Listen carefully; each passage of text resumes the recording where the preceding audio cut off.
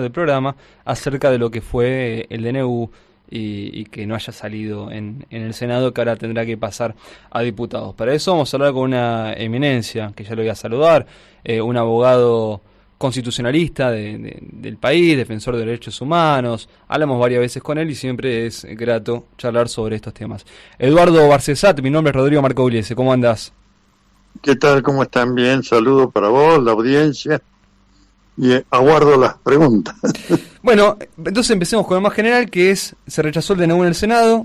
¿Qué opinión te merece esto? Porque ¿qué puede pasar en diputados? Bueno, desde que se conoció este DNU, hemos sostenido en todas las requisitorias periodísticas que se trataba de un engendro nulo, de nulidad absoluta e insanable, por la autoría, por no respetar el procedimiento regulado en la Constitución, y al igual que todos los constitucionalistas he señalado que violaba abiertamente lo dispuesto en el artículo 99, inciso tercero, segundo párrafo de nuestra Constitución, que dice: el Poder Ejecutivo en ningún caso, bajo pena de nulidad absoluta e insanable, podrá emitir disposiciones legislativas.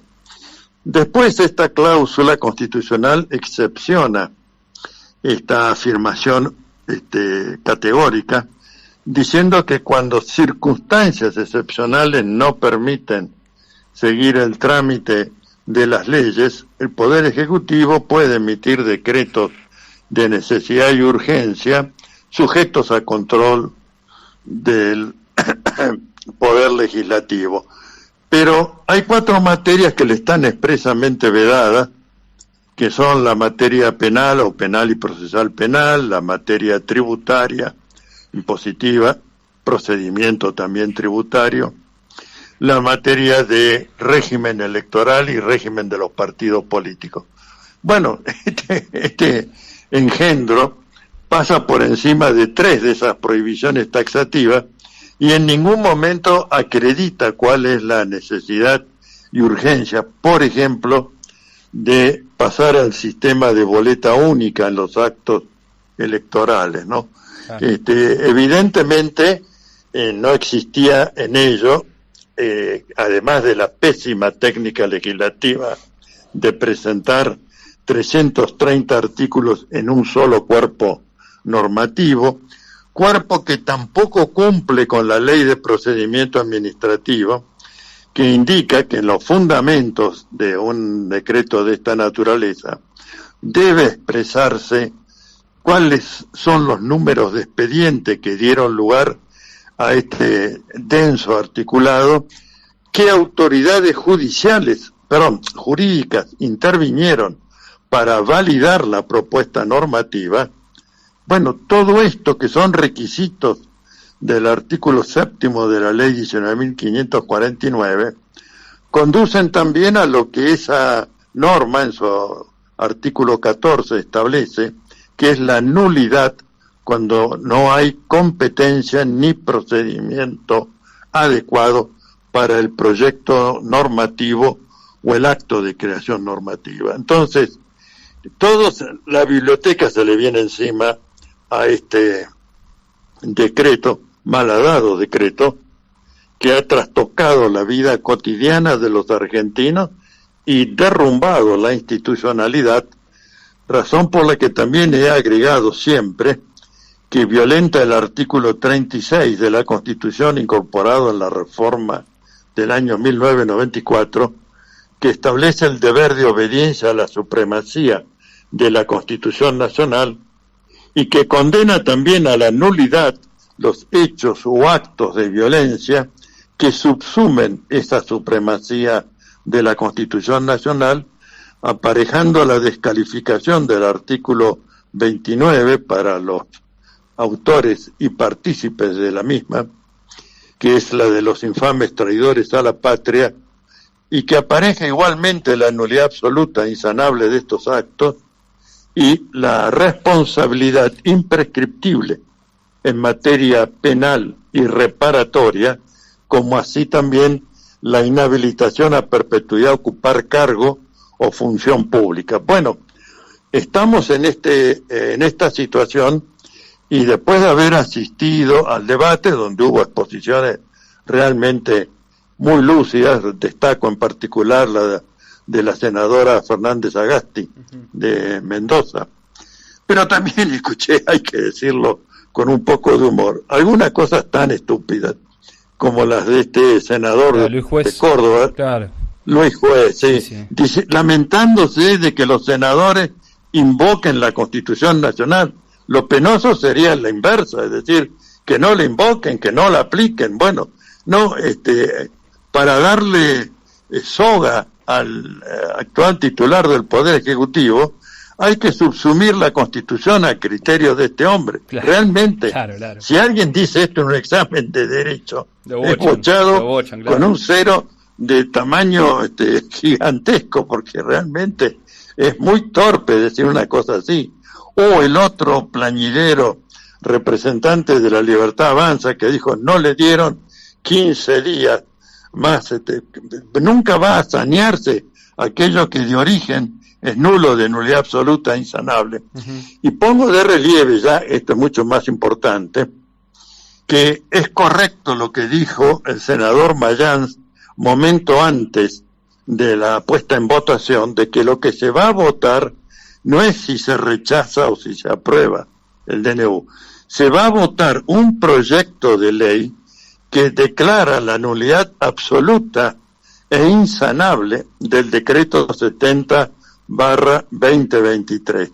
Bueno, también ahí el senador Juez dijo en la intervención que no es propio de los integrantes del Congreso de la Nación declarar nulidades, que eso le está reservado al Poder Judicial. Otra afirmación totalmente falaz. Le recuerdo a la audiencia lo que sucedió con las leyes de punto final y obediencia debida, que se arrancaron a punta de pistola cuando el gobierno de Raúl Alfonsín, y que primero el gobierno de la Alianza las derogó en lugar de anularlas, con lo cual produjo el efecto de ley penal más benigna, y por lo tanto las causas que estaban estaqueadas por estas dos leyes siguieron estaqueadas. Inversamente, cuando llega el gobierno del presidente Néstor Kirchner, se impulsa nuevamente el pedido de nulidad conforme los dictámenes de la Comisión Interamericana de Derechos Humanos y la de Derechos Humanos de la ONU respecto de estos engendros del punto final y la obediencia debida. Y se declara escuetamente sí la nulidad de ambas leyes, y al día siguiente de su publicación inmediata en el boletín oficial, la Cámara Federal de Capital reabre todas las causas que versan sobre enjuiciamiento y responsabilización penal de los autores de crímenes de lesa humanidad y o genocidio. Claro. Bueno, esto después motivó que los defensores, la mayoría de defensores oficiales, otros defensores privados, de los encartados penalmente por estas causas de hechos atroces y aberrantes, quisieran plantear la nulidad de la ley. Y esto fue rechazado en primera instancia en la Cámara Federal, en la Cámara Federal de Casación Penal y en la Corte Suprema de Justicia de la Nación.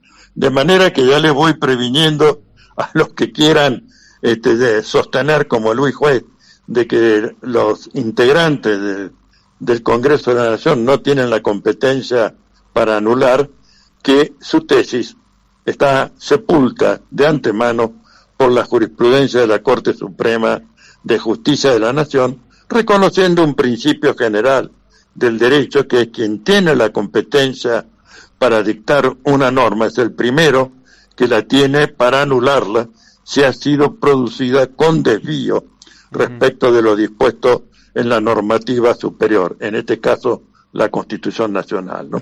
Además hay que recordarle a los senadores, en todo caso, que no tiene por qué un decreto de necesidad de urgencia salir sí o sí, ¿no? Porque se ha remarcado mucho esto de que a ningún presidente le han rechazado ningún DNU, como si todos los DNU tendrían que estar aprobados, porque sí, si uno manda un DNU diciendo que tiene que desregularse todo, tiene que estar aprobado solamente por haber ganado un balotaje, ni siquiera en octubre, donde fue la composición de las cámaras. Y es increíble el rol de los tuiteros, de las redes sociales, cómo han salido a criticarla, por ejemplo, Villarruel. Yo recuerdo que por mucho menos se ha metido preso a tuiteros en la época de Macri. Ahora le dijeron a Villarruel que tenía que ser colgada en la plaza. Nada pasa. Un presidente que sale verdaderamente acusando a todos de tener negocios espurios. ¿Al respecto se puede hacer algo con un presidente que denuncia tanto? Bueno, yo creo que todo esto es materia del pedido de juicio político y remoción del presidente y de su gabinete por mal desempeño y posible comisión de delito en ejercicio de la función pública. Este hombre ha violentado el título 10º del Código Penal, que preserva la vida democrática y el orden constitucional en la República. Evidentemente, esto de presentar, que no lo ha hecho ningún presidente de la Nación, aclarémoslo, lo de presentar un decreto de necesidad y urgencia de 360 artículos, claro. Esto es absurdo, impensable, y que pretenda derogar leyes, modificar las mismas. Esto es actividad propia del Poder Legislativo. Esta usurpación no puede ser consentida porque violenta la división de poderes, que es la piedra basal de la doctrina y sistema del Estado de Derecho. De modo que espero que en la Cámara de Diputados de la Nación se reproduzca estos argumentos, me refiero a los valiosos, ¿no? Claro. A los valiosos, para nuevamente, claro. Y sí pongo muy de relieve para la audiencia que no es lo mismo anular que derogar. Derogar en el derecho se deroga aquello que es válido y que ha cumplido su objeto o ha dejado de ser conveniente. Eso es lo que se conoce como derogar. Pero cuando no se han cumplido los requisitos de validez, que son competencia del órgano, fijado por la Constitución, procedimiento adecuado, fijado por la Constitución, la resolución es la nulidad, que retrotrae la situación, y esto le va a interesar mucho a todos los que están escuchando, de que las tarifas, los incrementos de los precios de medicamentos, alimentos, todo tiene que volver. Todo vuelve a diciembre, y si hay resistencia frente a esto, ahí sí, los que somos, porque yo soy también un damnificado por los incrementos en la prepaga, por lo que cuestan las tarifas, etcétera, costo de los alimentos, medicamentos, pueden plantear en sede judicial, a través de la figura de la lesión enorme que está en nuestro Código Civil y Comercial de la Nación, que la justicia fije los valores compensatorios que restablezcan el equilibrio entre ingresos y estos gastos que hacen al concepto de vida digna, también tutelado por los tratados de derechos humanos, ¿no? Sí, importantísimo eso, no tenía en cuenta que se iba no solamente a dejar sin efecto, sino a la compensación. Bueno, hay que estar más claro. Atento con lo que suceda en diputados. Presentaste con Fernando Grey, con el intendente de Echeverría, un amparo para evitar el cierre de Telam. Esto también puede pasar con alguna otra empresa del Estado que está impulsada de la nueva formación de la ley Ómnibus que va a haber, que se quiere privatizar. Se bajó el número, creo que en vez de 50 van a ser 14, pero siguen con la idea de privatizar empresas. ¿Esto se va a seguir dando? La ley Ómnibus sigue siendo otro engendro, más o menos de las mismas características que el DNU. Tiene un poco más de prolijidad en la enunciación de las cláusulas, pero también cometió en el inicio la tropelía de más de 660 disposiciones que modifican leyes, que derogan leyes, que establecen nuevos criterios para temas tan importantes, por ejemplo, como la jurisdicción en los temas comerciales internacionales. Es decir, todos los actos de la deuda pública, en lugar de quedar sujetos a ley y jurisdicción argentina, o los contratos de concesiones sobre explotación de riquezas y recursos naturales, pueden ser sometidos al arbitraje, es decir, la cláusula de la Constitución que establece que le corresponde a la Corte y demás tribunales inferiores conocer y decidir en toda causa que verse sobre puntos regidos por la Constitución, los tratados y las leyes, se va al diablo si se llegara a aprobar, y hasta aquí no he escuchado muchas críticas de este respecto, que se sustituye la jurisdicción del Poder Judicial de la Nación por los arbitrajes, ya sea de organismos privados, como es, por ejemplo, la Bolsa de Arbitraje de la Bolsa de Comercio para sus socios, pero que en este caso ya ahora adquirirían